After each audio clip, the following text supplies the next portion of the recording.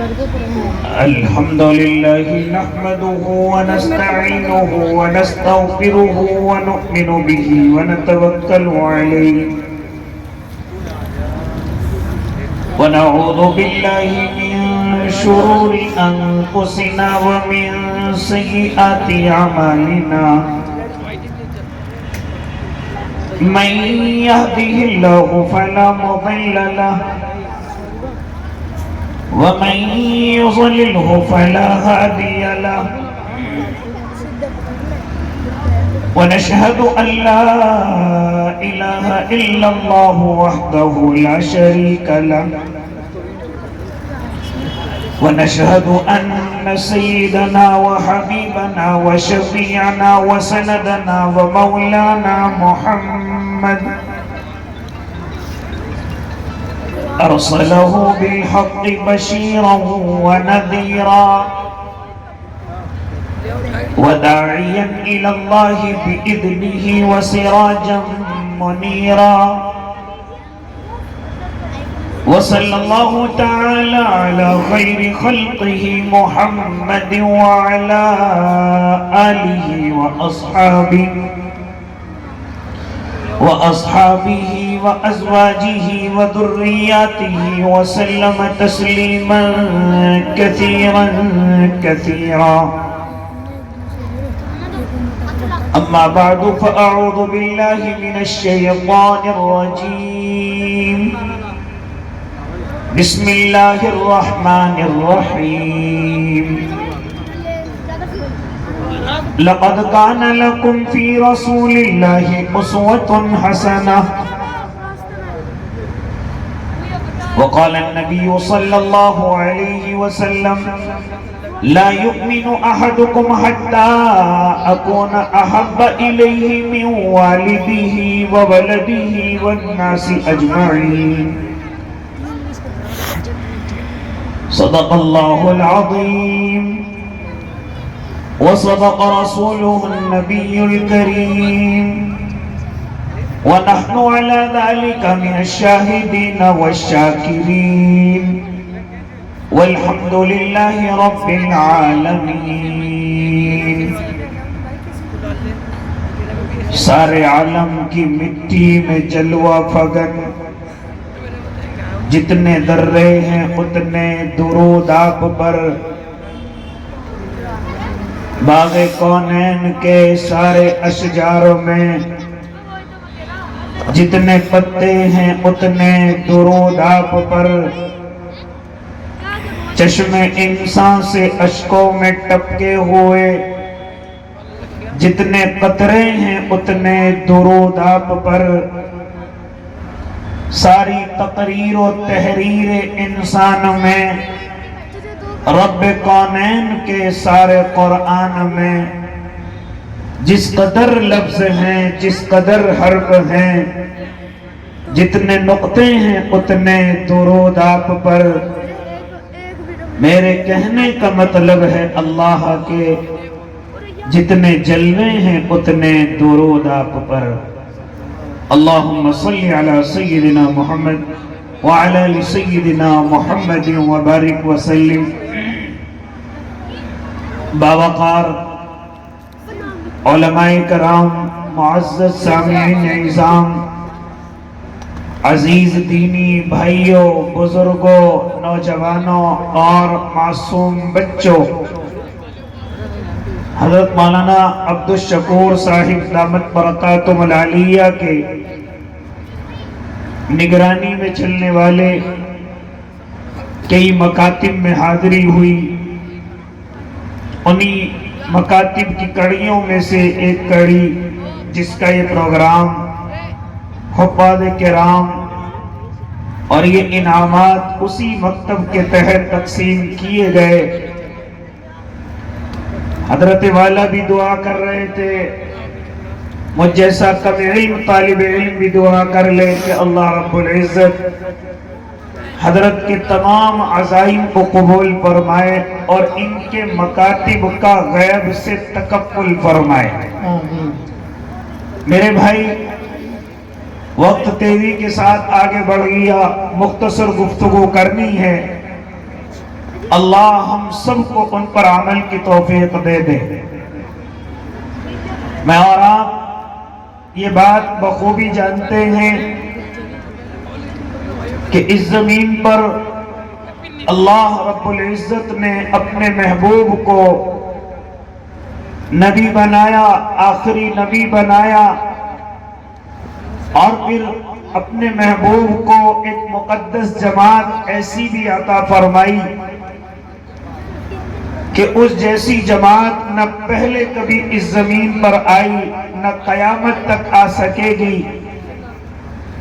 ان کی خاصیتیں، ان کی صفتیں اللہ رب العزت نے کچھ الگ ہی ان کے اندر ڈالی کہ خود اللہ رب العزت انہیں کہیں اولئک هم المفلحون، اولئک هم الفائزون، یہ اسی طریقے سے بالکل صاف لفظوں میں رضی اللہ عنہم ورضوا عنہ، اور واقعی میں انہوں نے اللہ کے محبوب کی جماعت کا سپاہی ہونے کا حق ادا کر دیا تھا۔ آپ مختصر سے وقت میں نہ مجھ جیسا کمزور طالب علم ان کی گفتگو کو مکمل کر سکتا ہے، نہ میرے اور آپ کے پاس وقت ہے۔ میں تو صرف اشارتاً گفتگو کرنے لگوں کہ ایسی محبت صحابہ فرماتے تھے کہ اس زمین پر ایسی محبت کرنے والے نہ پہلے آئے ہیں نہ قیامت تک آئیں گے۔ بڑی بڑی مثالیں بھری پڑی ہیں۔ خالی صحابہ محبت نہ فرماتے بلکہ میرے اور آپ کے آقا بھی ان سے ایسی ہی محبت فرماتے کہ جس طریقے سے ان سے محبت کرنے کا حق ہوتا میرے آقا، ہاں چاہے وہ شہر کا صحابی ہو، چاہے دیہات کا صحابی ہو، امیر صحابی ہو، غریب صحابی ہو، گورا صحابی ہو یا کالا صحابی ہو، کسی بھی طریقے کے ہو، لیکن میرے اللہ کے محبوب نے ہر کسی سے برابر محبت فرمائی ہے۔ اے اللہ کے نیک بندو، اس کا اثر یہ ہوتا کہ تمام صحابہ یہ سوچتے کہ اللہ کے نبی ہم سے سب سے زیادہ محبت کرتے ہیں۔ کسی کو کبھی احساس نہ ہوا، کسی کو کبھی اس طرح کا دل میں خیال بھی نہ آیا کہ آقا ہم سے کم محبت کرتے ہیں، بلکہ تمام صحابہ ہاں یہی سمجھتے تھے کہ تمام صحابہ میں اگر اللہ کے نبی کسی سے محبت کرتے ہیں تو مجھ سے کرتے ہیں۔ یہاں تک کہ ایک مرتبہ حضرت عمر ابن العاص رضی اللہ تعالی عنہ اللہ کے نبی کی خدمت میں حاضر ہوئے تھے اور عرض کیا تھا آقا آپ کو سب سے زیادہ محبت کس سے ہے؟ تو حضرت ابو بکر کا نام لب مبارک پر آیا ہے، حضرت عمر ابن خطاب کا نام میرے اور آپ کے آقا کے ہونٹوں پر آیا ہے۔ حضرت عمر ہاں آپ کو یہ ضرورت کیوں پڑی ہے؟ اے حضرت عمر ابن العاص آپ کے ذہن میں یہ بات کیوں آئی ہے کہ آپ آقا سے یہ سوال کریں؟ سوال کرنے کا مقصد یہی تھا کہ حضرت عمر سمجھتے تھے کہ تمام صحابہ میں مجھ سے سب سے زیادہ محبت کرتے ہیں۔ اس لیے حضرت عمر ابن العاص اللہ کے نبی سے تیسرا سوال نہیں کرتے، کیونکہ معلوم نہیں کہاں نمبر جائے گا۔ یہی خیال ٹھیک ہے کہ میرے آقا مجھ سے سب سے زیادہ محبت فرماتے ہیں۔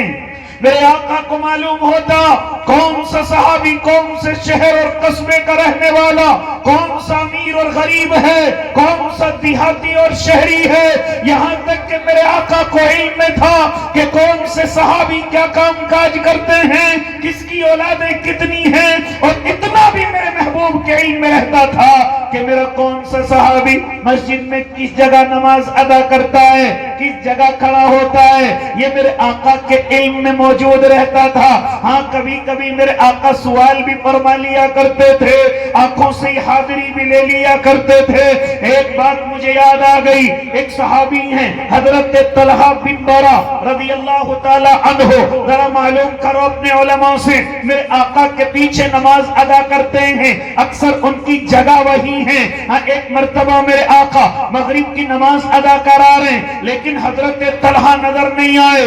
آپ عشاء کی نماز ادا کرا رہے ہیں، حضرت طلحہ طلحہ نظر نہیں آئے. عشاء کی نماز کے بعد آپ سلام پھیر کر کے آواز لگاتے ہیں اے میرے صحابہ کی جماعت ذرا مجھے بتلاؤ میرا طلحہ کئی نمازوں سے نظر نہیں آ رہا ہے, میرا طلحہ یہی میرے پیچھے نماز ادا کرتا ہے لیکن وہ کئی نمازوں سے میرا محبوب صحابی نظر نہیں آ رہا ہے. چنانچہ صحابہ عرض کرتے ہیں آقا حضرت طلحہ بیمار ہیں اور اس قدر بیمار ہیں کہ آپ کو غشی طاری ہوتی ہے, آپ کو بے ہوشی طاری ہوتی ہے.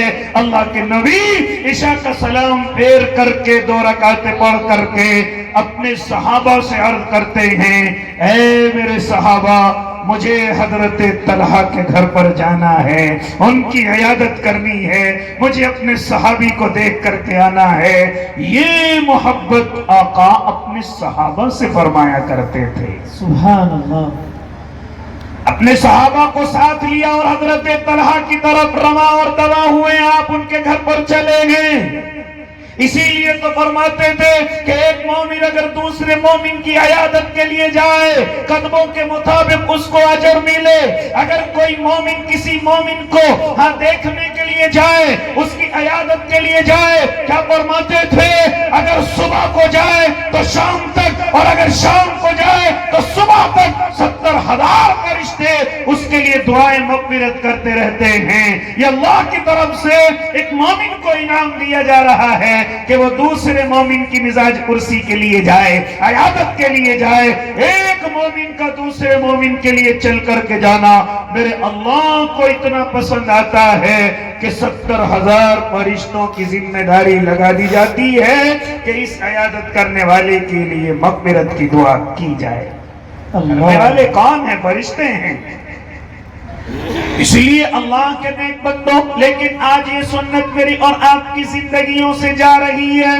آج میں اور آپ عیادت کے لیے چلنے کے لیے تیار نہیں. حالانکہ ایک اور کام کی بات علماء میرے اور آپ کے آقا کی حدیثوں کے ذریعے سے نقل کرتے ہیں کہ جس طریقے سے میرا اللہ چنندہ لوگوں کی دعاؤں کو رد نہیں کرتا. باپ اگر دعا کر دے تو رد نہیں ہو, ماں اگر دعا کر دے تو رد نہ ہو, مسافر اگر دعا کرے تو رد نہ ہو, یہاں تک کہ مغموم شخص اگر دعا کرے تو رد نہ ہو, مظلوم اگر دعا کر دے تو رد نہ ہو. اسی طریقے سے فرماتے تھے میرے اور آپ کے آقا اگر بیمار آدمی کسی کے لیے دعا کر دے تو اللہ اس بیمار کی دعا کو بھی رد نہیں کرتا. ہم بیمار کے لیے دعا کرتے ہیں, آقا فرماتے ہیں اگر پلٹ کر کے بیمار تمہارے لیے دعا کر دے تو اللہ اس بیمار کی دعا کو بھی رد نہیں کرے گا. اللہ. ایک مومن مریض کو دیکھنے جانے کے لیے کتنے فائدے, لیکن آج میں اور آپ ان فائدوں سے بے خبر ہیں. خیر میری بات اور لمبی ہو جائے گی, میں اور مختصر گفتگو کرنے لگا. اے اللہ کے نیک بندوں, حضرت نبی علیہ الصلوۃ والتسلیم حضرت طلحہ کے گھر پر گئے ہیں, آپ عیادت کے لیے پہنچے ہیں. اس حال میں پہنچے ہیں, راوی نقل کر رہا ہے کہ حضرت طلحہ پر غشی طاری ہے, حضرت طلحہ پر بے ہوشی طاری ہے. آپ حضرت طلحہ کے گھر پر تشریف لے گئے, لوگوں سے معلوم کیا میرے طلحہ کا کیا حال ہے, تو گھر والوں نے بتلایا آقا اس قدر بیمار ہو جاتے ہیں کہ آپ کو غشی طاری ہو جاتی ہے, آپ پر بے ہوشی طاری ہو جاتی ہے. میرے آقا ارشاد فرماتے ہیں اے حضرت طلحہ کے گھر والوں ذرا سن لو, اگر رات کے اندھیرے میں میرے طلحہ کو کچھ ہو جائے تو ذرا مجھے حجرے میں جا کر کے خبر کر دینا. اگر میرے طلحہ کو ذرا سا کچھ ہو جائے, اشارہ اس طرف تھا اگر میرا طلحہ دنیا سے پردہ کر جائے تو ذرا میرے حجرے میں جا کر کے خبر کر دینا. میرا دل چاہتا ہے کہ میں طلحہ کی تجہیز و تکفین میں حصہ لوں, میرا دل چاہتا ہے کہ میں حضرت طلحہ کی نماز جنازہ ادا کراؤں, میرا دل چاہتا ہے کہ جب حضرت طلحہ کو قبر میں اتارا جائے تو محمد عربی حضرت طلحہ کی قبر میں ہو اور ان کو اپنے ہاتھوں سے اتار رہے ہوں. اللہ.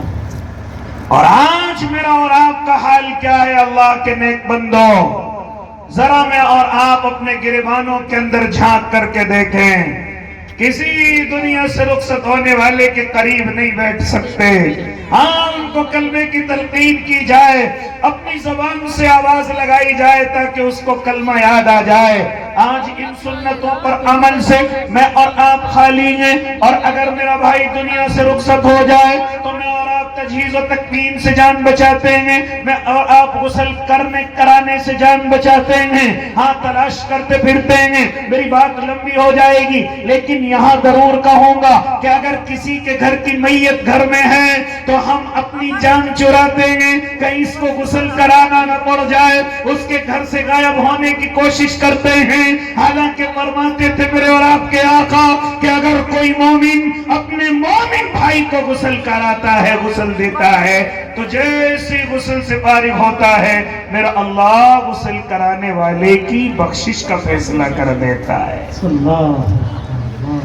لیکن آج سگی اولادیں اپنے باپ کے غسل سے دور بھاگتی ہوئی نظر آتی ہیں۔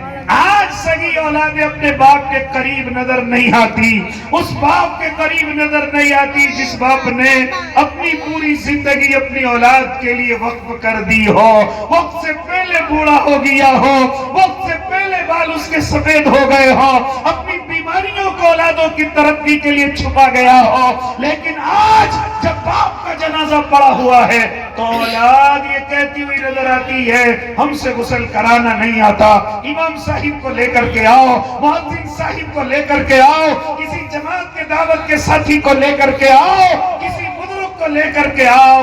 آج وہ اولاد کہتی ہے غسل کرانا نہیں آتا، جھوٹ بولتی ہے۔ غسل کرانے کے لیے کسی کورس کی ضرورت نہیں ہے، صرف 5 منٹ مدرسے کے طالب علم کے پاس بیٹھ جا، رب کعبہ کی قسم تجھے غسل کا طریقہ سکھا دیا جائے گا۔